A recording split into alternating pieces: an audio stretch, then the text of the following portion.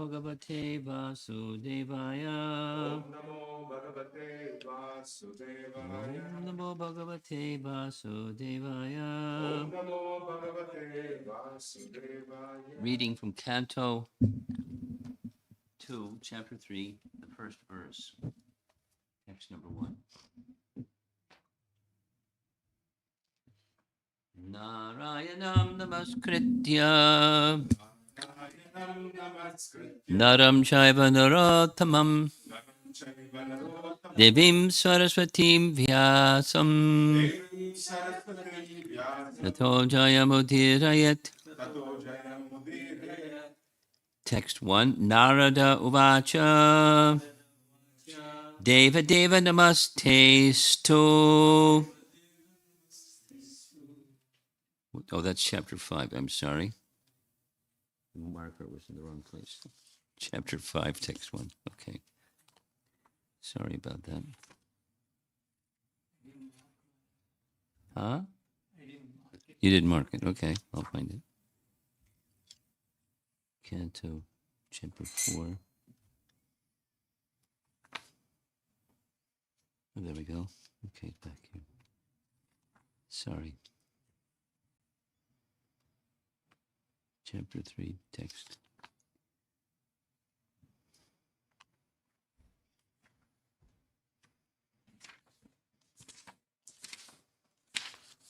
There we go. Text 1, chapter 3. Shri Shuka Uvacha Evam Itan Nigaditam Prishtavan Yad Abhavan Mama Rinam Yan Rinamanayam Mananam Manusheshu Manishanam Evam Etan Nigaditam Prishtavan Yad Bhavan Mama Nirnam Yan Rinayamanam Manusheshu Manishinam. Sri Shukadev Goswami said, Maharaj Parikshit, as you have inquired from me as to the duty of the intelligent man who is on the threshold of death, so I have answered you. Purport. In human society, all over the world, there are millions and billions of men and women, and almost all of them are less intelligent because they have very little knowledge of spirit soul. Almost all of them have a wrong conception of life, for they identify themselves with the gross and subtle material bodies, which they are not, in fact. They may be situated in different high and low positions in the estimation of human society, but one should know definitely that unless one inquires about his own self beyond the body and mind, all his activities in human life are total failures. Therefore, out of thousands and thousands of men, one may inquire about his spirit self and thus consult the revealed scriptures like Vedanta Sutra, Bhagavad Gita, and Srimad Bhagavatam. But in spite of reading and hearing such scriptures, unless one is in touch with a realized spiritual master, he cannot actually realize the real nature of self, etc. Out of thousands and hundreds of thousands of men, someone may know what Lord Krishna is in fact. In the Chaitanya Charitamrita, Madhya 20, 122 through 123, it is said that Lord Krishna, out of his causeless mercy, prepared the Vedic literatures in the incarnation of Vyasadeva for reading by the intelligent class of men in human society, which is almost totally forgetful of the genuine relation with Krishna. Even such an intelligent class of men may be forgetful of their relation with the Lord. The whole bhakti yoga process is therefore a revival of the lost relation. This revival is possible in the human form of life, which is obtained only out of the evolutionary cycle of 8,400,000 species of life, and the intelligent class of human being must take a serious note of this opportunity. Not all human beings are intelligent. So, the importance of human life is not always understood. Therefore, manishinam, meaning thoughtful, is particularly used here.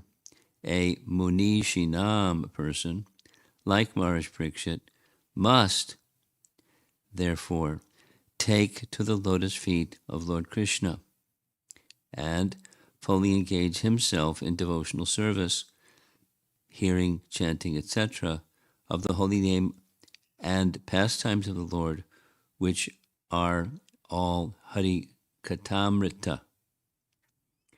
This action is especially recommended when one is preparing for death. And who isn't?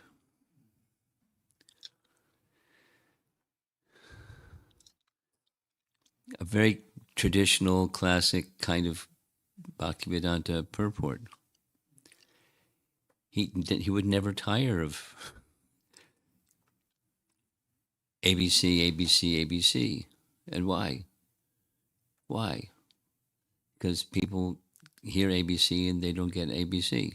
It doesn't go in. And because it doesn't go in, they suffer. They suffer the consequences of holding instead a misconception and living according to the misconception. And then there's varieties of misconceptions, but fundamental is the concept of who am I? Just like in Bhagavad Gita, the mind carries different conceptions of life, like the air carries aroma. So that's not a new thing. The air carries aroma.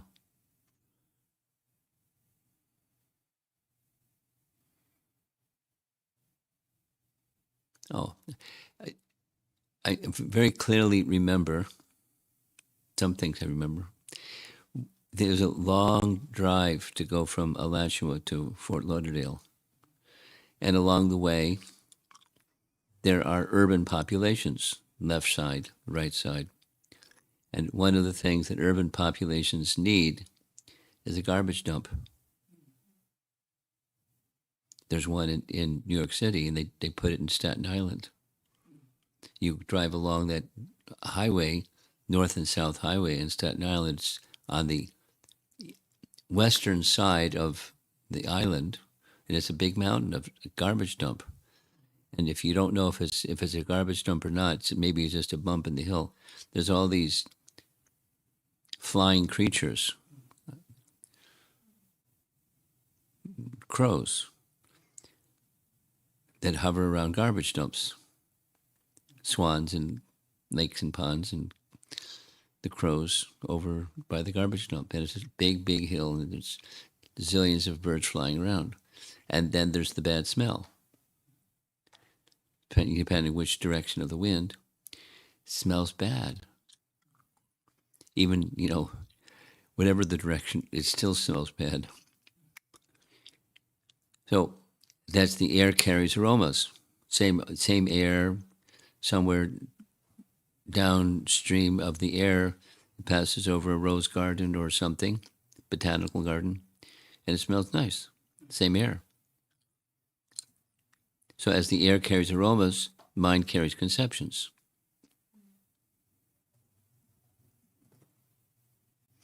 And how do we form a conception? Well, there's something fundamental, and then there's details, principle and details. The principle is false ego. And then there's varieties. That's the detail. And depending upon association and choices one makes largely dependent upon one's past free will choices, inclination to choose this or that, and then the contemporary association, which can influence my choices.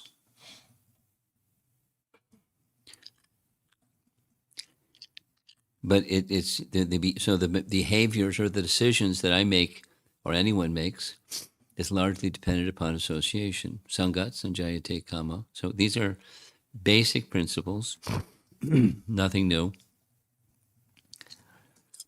We should carefully choose our association,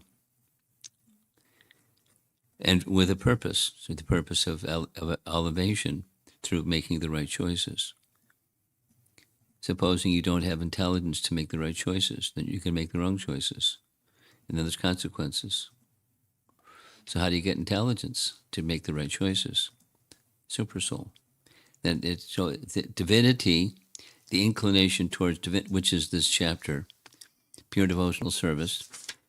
The previous chapter is the Lord in the heart. So the previous chapter is dhyan, and as a practicing yogi, meditate on the Lord in the heart and the descriptions of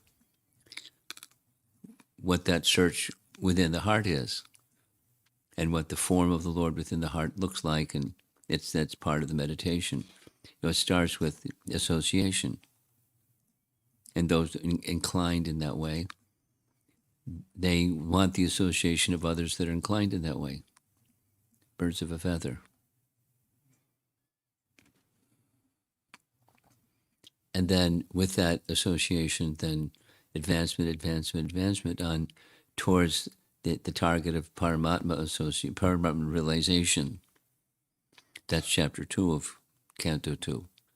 Now comes Bhagavan realization, or the inclination. So back to the topic, the many steps back. The topic was, what is a man to do in preparing for death? What is that subject matter that should hear, chant, and always remember? Shrotabhya, kirtitabhya, shadhyaya, pujas chanityada. So hear about the personality of Godhead. So that's the leverage, or the transforming agent, is the sound from the right source. Sound from the wrong source will develop some other affinity or some other conception of life. And with that, choices that aren't necessarily the best choices, or aren't the best choices. So hearing from the right source helps. It's necessary but not sufficient is nice language. Supposing one gets that opportunity, but it doesn't stick for different reasons, then that it's the right choice, but it's necessary but not sufficient. So the transformation of consciousness is both the event being in the association of that sound vibration, and an eagerness to hear that sound vibration, and then what's the purpose in the eagerness to hear that sound vibration? Not just master another subject and move on to another subject, to another subject, and become very unknowledgeable jnani, but transformation, to move from the unlimited from the limited to the unlimited, from the impermanent to the permanent, from the material conditioning to this. So how do we get an idea about this beyond material conditioning? From hearing. So you can have, the reader, are given ample opportunity for the conception of our material circumstance of life, and the remedy is like conceptual. So the mind carries different conceptions. The Bhagavatam carries this conception, spiritual conception. But more than the spiritual conception is what follows is through that proper hearing of the proper spiritual conception, slowly, slowly, slowly, depending upon the qualitative hearing that one engages in, then clearing and awakening, removal of coverings and awakening of our constitutional position.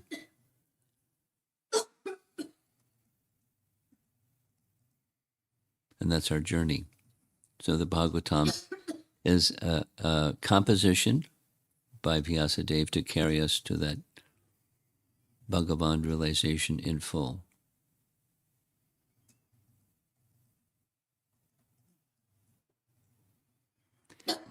That's a nice concept. It's true, but it starts with let us understand the journey and why we're going on the journey. If you don't have a clear sense of why, then the what can become fuzzy or intermittent or fade even, disappear,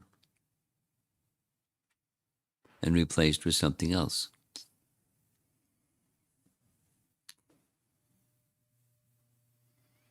Therefore, repetition. In case we get lost in the forest, there's the repetition. So that again and once again, hit the reset on our compass and make sure we're headed in the right direction.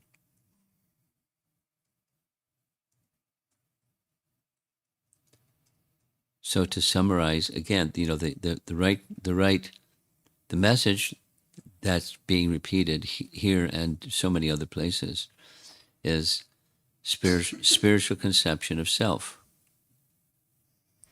and the distinction between the two. And then comes, how do you live your life? That's what chapter 3 of Canto 2 is. The first verse is pointing in the direction, and then comes details and further details. So there's a principle, and then come details.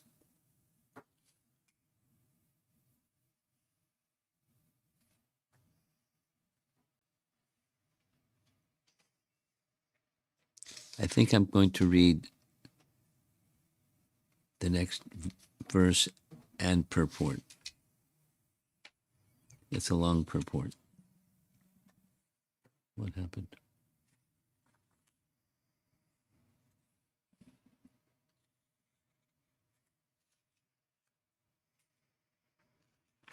Yeah. Okay. So there's a long sloka. I'll just read the translation and purport. One who desires to be, this is text 3 through 7. No, 2 through 7. One who desires to be absorbed in the impersonal Brahmajyoti effulgence should worship the master of the Vedas, Lord Brahma, or Brihaspati, the learned priest. One who desires powerful sex should worship the heavenly king Indra, and one who desires good progeny should worship the great progenitors called the Prajapatis. One who desires good fortune should worship Durga Devi, the superintendent of the material world.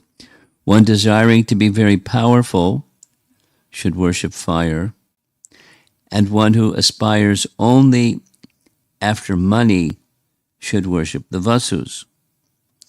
One should worship the Rudra incarnations of Lord Shiva if he wants to be a great hero.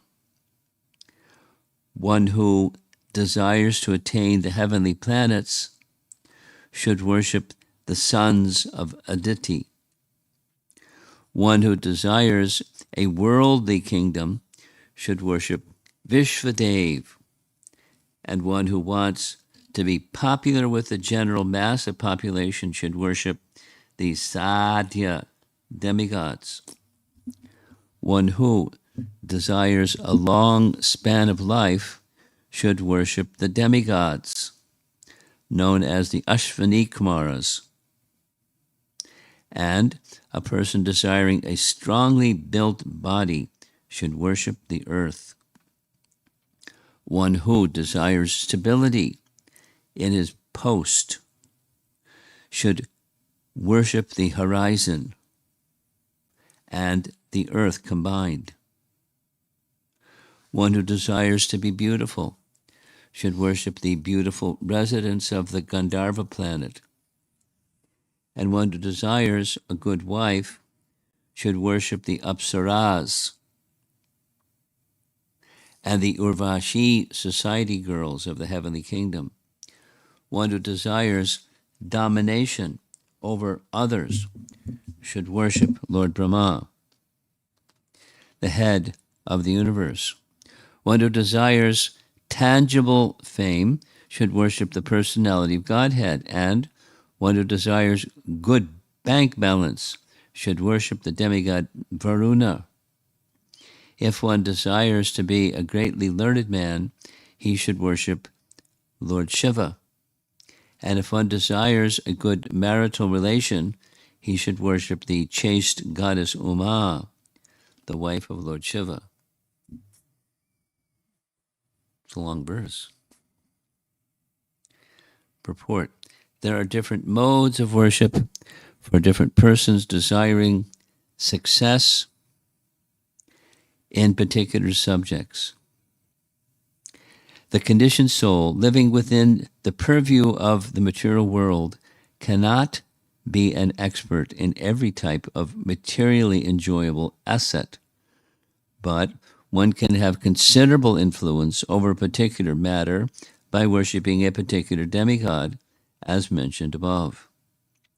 Ravana was made a very powerful man by worshiping Lord Shiva, and he used to offer severed heads to please Lord Shiva. He became so powerful by the grace of Lord Shiva that all the demigods were afraid of him, until he at last challenged the personality of Godhead, Sri Ramachandra, and thus ruined himself. In other words, all such persons who aspire after gaining some or all of the material objects of enjoyment, or the gross materialistic persons, are on the whole less intelligent, as confirmed in Bhagavad Gita 7.20. It is said there that those who are bereft of all good sense, or those whose intelligence is withdrawn by the deluding energy of Maya, aspire to achieve all sorts of material enjoyment in life by pleasing the various demigods, or by advancing in material civilization under the heading of scientific progress. The real problem of life in the material world is to solve the question of birth, death, old age, and disease. No one wants to change his birthright. No one wants to meet death. No one wants to be old or invalid. And no one wants diseases. But these problems are solved neither by the grace of any demigod nor by the so-called advancement of material science in Bhagavad Gita, as well as in Srimad Bhagavatam. Such less intelligent persons have been described as devoid of all good sense. Shukadeva Goswami said that out of the 8,400,000 species of living entities, the human form of life is rare and valuable. And out of those rare human beings, those who are conscious of the material problems are rarer still, and still more rare persons are those who are conscious of the value of Srimad Bhagavatam, which contained the messages of the Lord and his pure devotees. Death is inevitable for everyone, intelligent or foolish, but Parikshit Maharaj has been addressed by the Goswami as the Manishi, or the man of highly developed mind, because at the time of death he left all material enjoyment and completely surrendered unto the Lotus feet of the Lord by hearing his messages from the right person, Shukadev Goswami. But aspirations for material enjoyment by endeavoring persons are condemned. Such aspirations are something like the intoxication of the deranged human society. Intelligent persons should try to avoid these aspirations and seek instead the permanent life by returning home back to Godhead. Now, this purport could have gone in any direction, but Prabhupada made a selection from the menu, and yes, but like the Vedas have karmakanda rituals, and they're not false.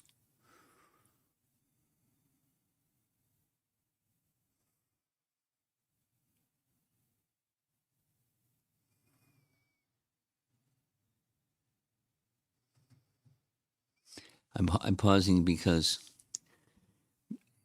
in the Govardhan Lila, the worship of Indra was about to be made, and Krishna asked his father, "Tell me what this is about, please. I'm your son. As the father, you have the obligation to train me and teach me and instruct me. So what's all this about?" And his father explained that the necessity of this type of expression of gratitude, because our livelihood is dependent upon rain, and Indra supplies the rain, and he's given ample rain. So we're duty bound to express gratitude. So duty bound to express gratitude is an inspiration for persons that may worship demigods, or it can be either side, or a grosser, a darker form of desire is, I want this, so I worship that. And then a little higher is, I have received something from one demigod, and as Nanda Maharaj was saying, we're duty bound. It's our dharma to be grateful and to then receive. We give, and what do they give? The rainfall has produced agricultural products. We give agricultural products back to the source of the rain. Indra doesn't need agricultural products, but he's happy by that sacrifice that's being made unto him. Anyway, a receiver, he doesn't need charity, but one who offers, he likes the offering, not the items, but the gesture. It's easy to understand. So Nanda was explaining, and Krishna took the position of an atheist. Karma Mimamsa. You don't have to worry about Indra. He's under the order of some higher being, and so you what's important is you perform your duty properly. Karma Mimamsa philosophy. Just perform, whether there's somebody upstairs or not. It's irrelevant. You do your duty nicely, and you get the result. So do good karma, and you get the result. There's lots of philosophies. That's one. Karma Mimamsa philosophy. Krishna Krishna. Brr. What's the temperature now? 1 degree. When we started, it was 4.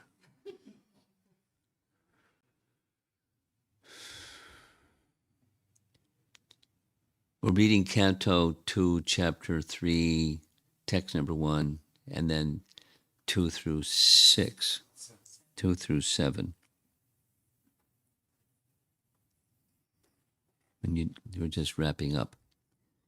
So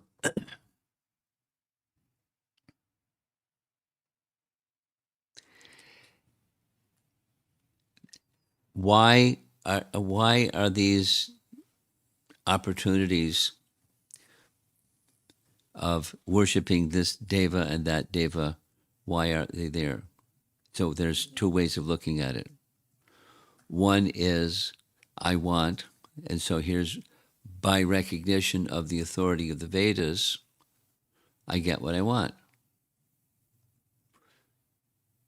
And therefore, this is for people who want. But they also have some sense of affinity for the authority of this higher authority, that the source of the Vedas, and following the Vedic model, to get what you want. The Kalpavriksha conception. Then there's another besides the, you do something to get something. It's the sense, as we're just discussing, the karma mimamsa philosophy the worship of Indra that Nanda Maharaj was discussing with responding to his son's question, why are you doing this? Because of gratitude. Our livelihood is dependent. We have bounty because of bountiful rain, so we're duty bound to say thank you and make offerings to the person who is responsible for providing the rain, for providing our bounty, because artha is a byproduct of dharma. Dharma, artha, kama, moksha. So we're prospering because Indra has supplied. So it's our duty. Prabhupada explained it's like paying your taxes. You pay your water bill and you pay your electric bill and you pay your, and if you don't, the supply gets shut. I mean, they may give you notices, but you just don't pay it, and no electricity or no water. So out of duty and a sense of gratitude, besides the electric company supplies electricity. And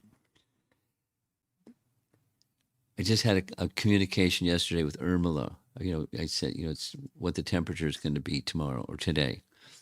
And she said, over here in North Carolina, we're not equipped to handle this kind of, the snow has now predicting an ice storm, and I'm expecting, and they're saying, we're going to lose our electricity. And so I'm expecting to be offline for a number of days. Anyway, even if you pay your bills.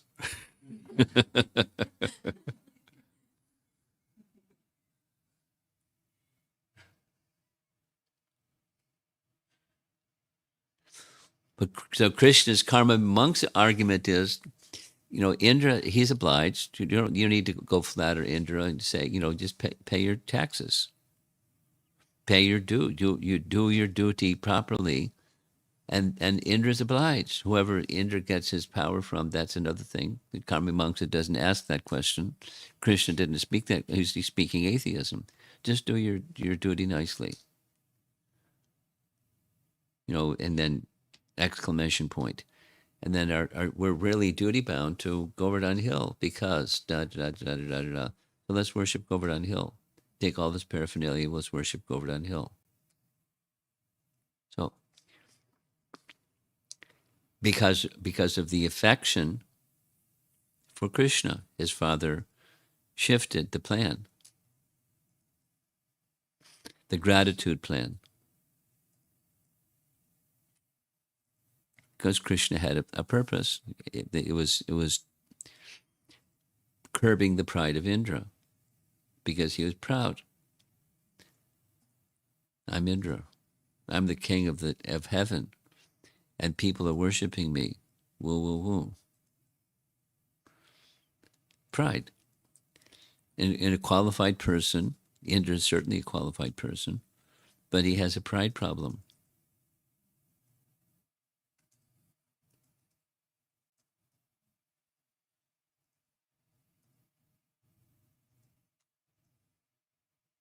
Not always, but when he does, it's, Krishna doesn't like it. So Krishna curbs it. Or in some way or another, he gets his wing clipped. Something happens. So he understands, uh-oh. So sometimes it's pride and sometimes it's lust.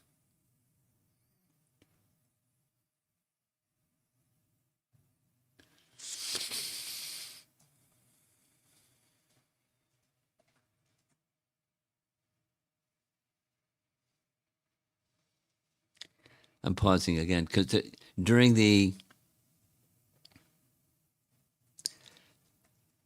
before the class at the university, the group of Chinese devotees were hearing the story of Dhenukasura, part 2, being the part where the Tal forest and Krishna dealt with him. So, Dhenukasura, is the ass demon representing gross ignorance of self, which is what the purport to verse number 1 is discussing. So it's Dhenuka.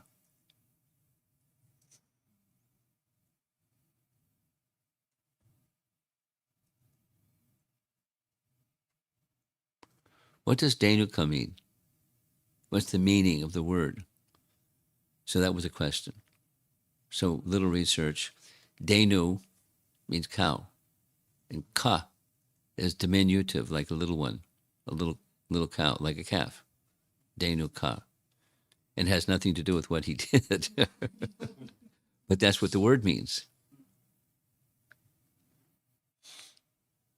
And asura, so he is in opposition to the cows. Dhenu ka asura, little cows, the calves.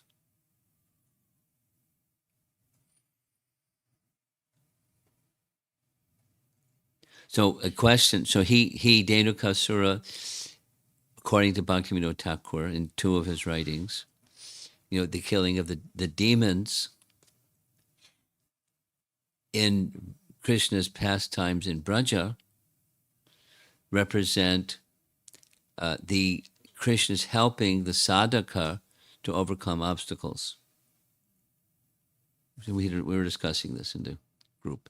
So Krishna is helping the sadhaka overcome obstacles, but when Balaram kills Dhenukasura, not Krishna, it indicates something else, according to Bhaktivinoda Thakur. There's a special effort needs to be made by the sadhaka to overcome ignorance, to come to the spiritual conception. Just like the purport to verse number 1 it's nothing new. It's like all over the place in Prabhupada's writings. The misconception of life and the consequences of living misconception of life, and the necessity to overcome. Of course, the intervention of spiritual master becomes necessary. That's Balaram. Balaram, the representative of, or the source of Guru Tattva, our effort and mercy of Guru is necessary. Our effort and the mercy of Guru are necessary. Therefore, Prabhupada makes the effort again and again, and then it's up to us to make the effort to overcome the misconception of life. So then the question came, I wanted to respond to it. Of the different obstacles, so many obstacles, which is the most, which is the greatest? One person kept asking this question. Because he had an idea. His idea was lust. It's from Bhagavad Gita. The destroyer of all men, lust. But is it not this is a little discussion. Is it not possible that a person can be a renunciate or living a life of celibacy and be proud? Certainly it's possible. And then further discussions. Pride is just a byproduct of false ego. The most fundamental covering of the living entity is false ego, the most subtle of all the coverings. And layered just on top of it is pride. They're like, the wall and the paint on the wall. The paint is stuck to the wall. Pride is stuck to our false ego. And it's very difficult to overcome it. Fundamentally. So, back to our topic here. The tendency to worship others,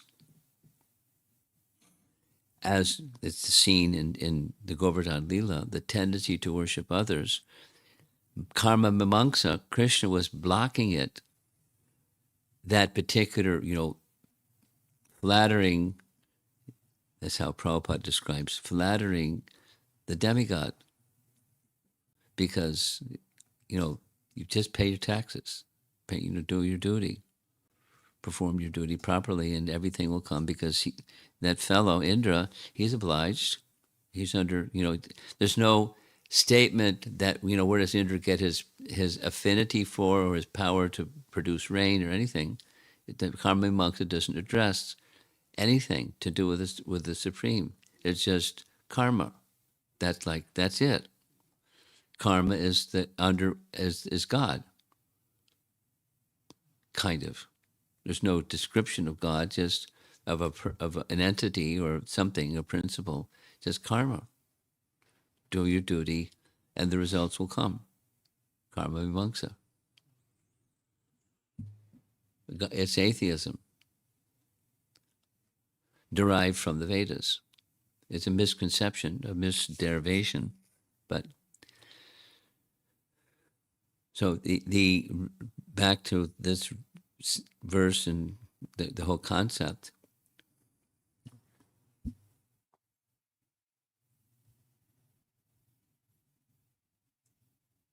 Here's the conclusion. Aspirations for material enjoyment by endeavoring persons are condemned, Bhagavad Gita. Such aspirations are something like the intoxication of a degraded human society. Intelligent persons should try to avoid these aspirations and seek instead the permanent life by returning home back to Godhead.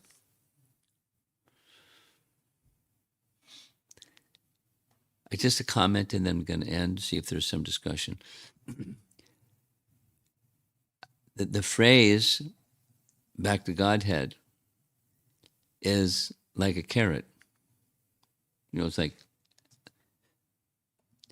and then there's teachings that our acharyas, Chaitanya Mahaprabhu and our acharyas speak of not aspiring for that.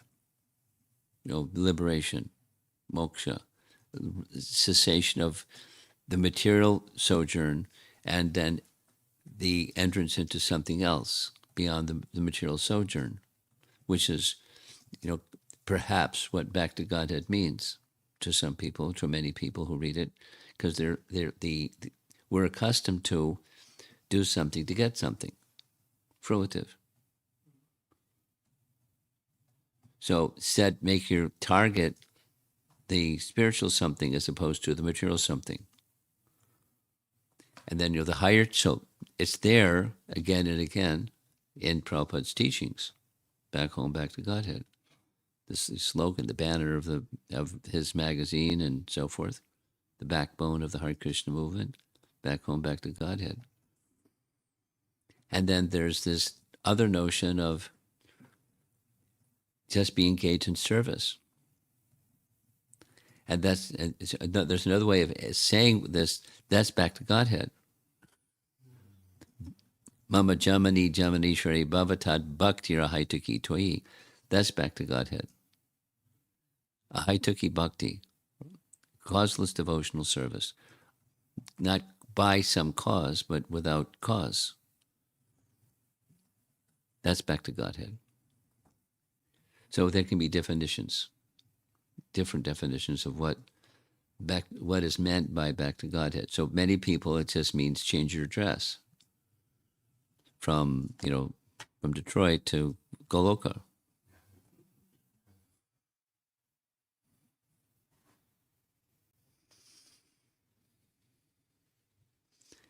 And it's not just to change it. That's one can take it like that. As the do something to get something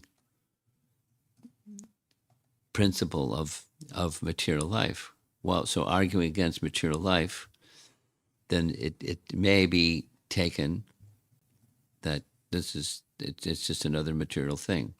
That looks like a spiritual destination, but that's what liberation is, anyways. Therefore, this concept, I'm going to end the concept of what is liberation. Muktir hitvanyata rupam svarupena vyavastati, being situated in one's spiritual form, svarupa vyavastati.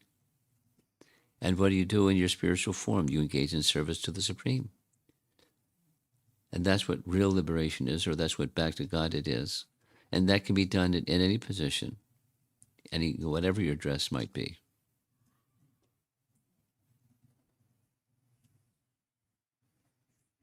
And therefore, Chaitanya Mahaprabhu's teaching, aspire for that. Devotional service that doesn't have a motive, or doesn't have a mix of the modes of nature. You just be out of love.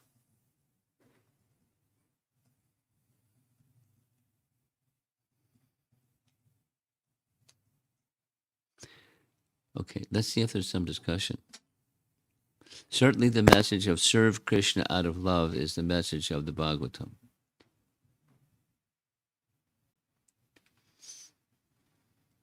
Anyone?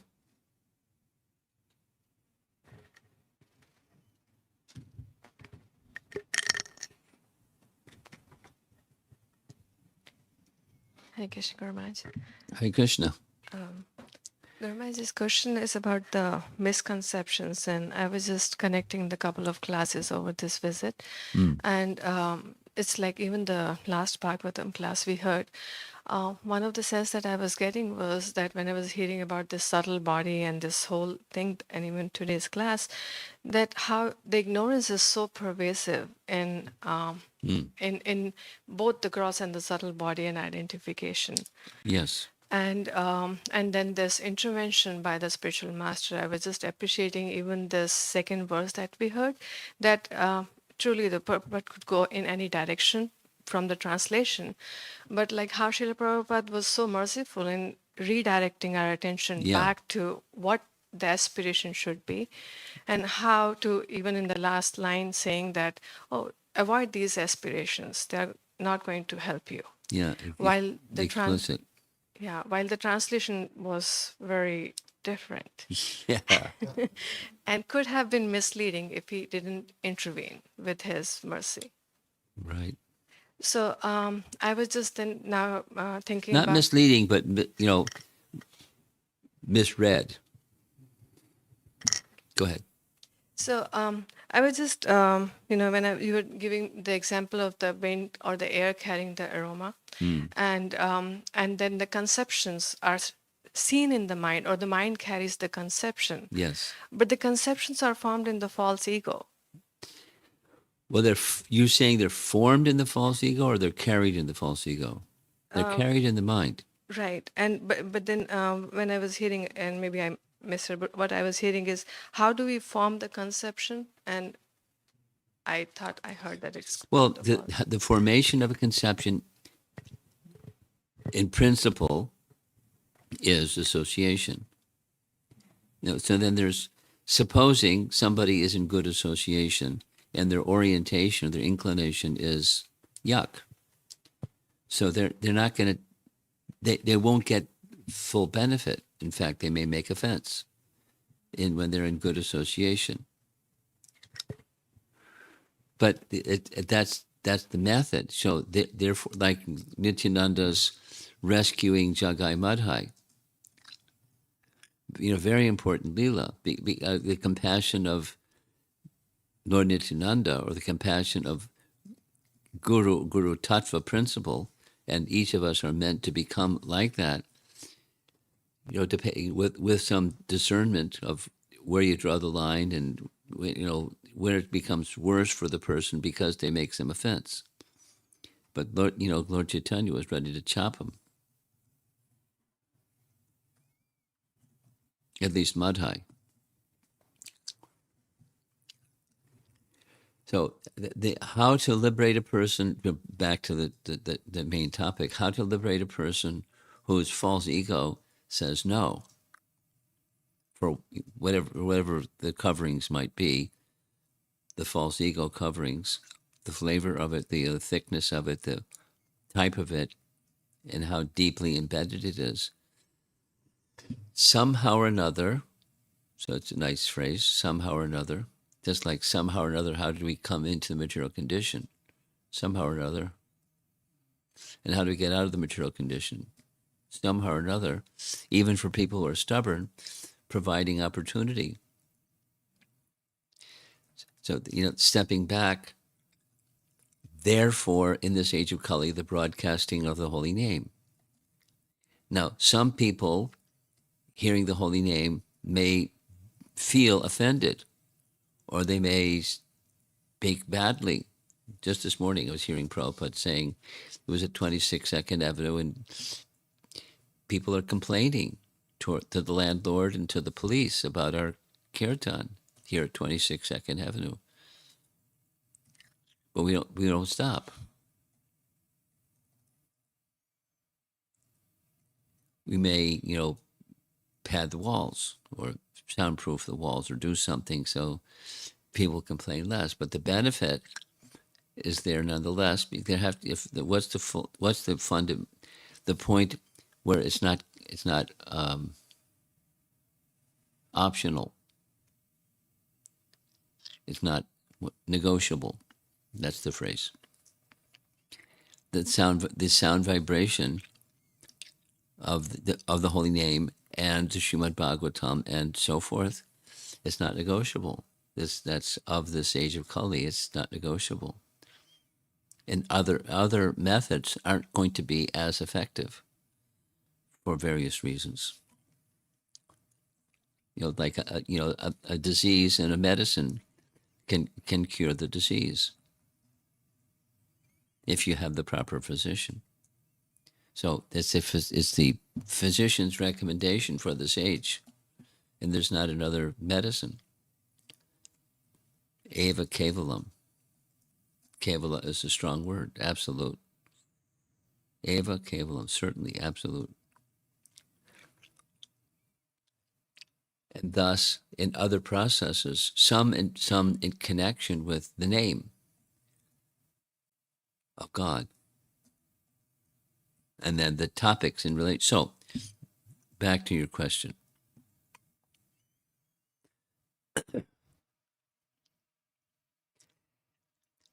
Do conceptions arise from false ego? That's the fundamental question. Well, there's the agency is the mind, but the misconception is resting. The fundamental misconception is the competitive enjoyer position. I want to, the false ego of wishing to be the Purusha of Prakriti when we're not. The enjoyer of material nature. That's false ego. False ego is awarded to one who has that. So then, back to your question. Do the conceptions arise from association, and does the mind carries the conception, or is it more something more fundamental? The conception that, or the disposition that I want to be the enjoyer of Prakriti. The false ego carries that force, and thus, so good association or bad association can be blocked or enhanced by the conception of self, false ego or true ego, or a lighter degree of false ego, but still there. So the spiritual conception is minus false ego. So your conclusion is a nice conclusion. All that roundabout. Yes, fundamental aspiration to be and enjoy your prakriti or false ego, and having different brands or varieties of that false ego. And then mind being an instrument, or one of the subtle coverings over the most subtle covering, false ego.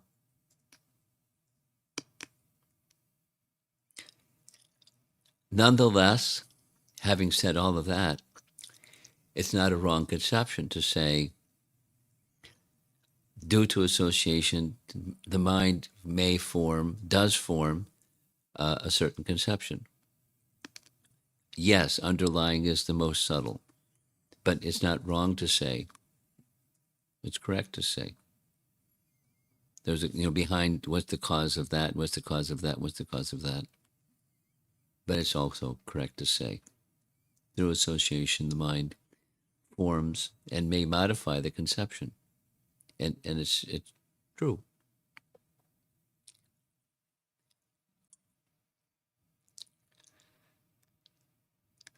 Does that cover your topic? Can I add just one more thing? So just to add on to what I'm hearing from Okay. you.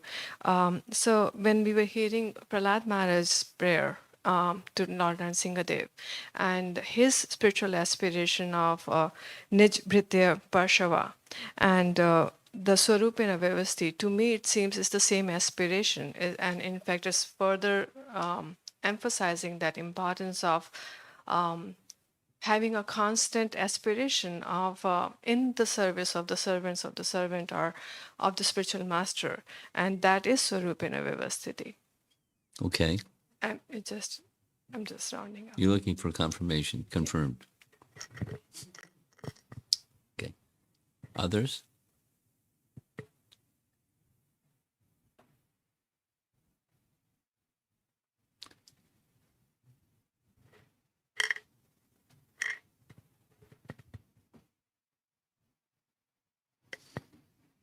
Okay, let's end.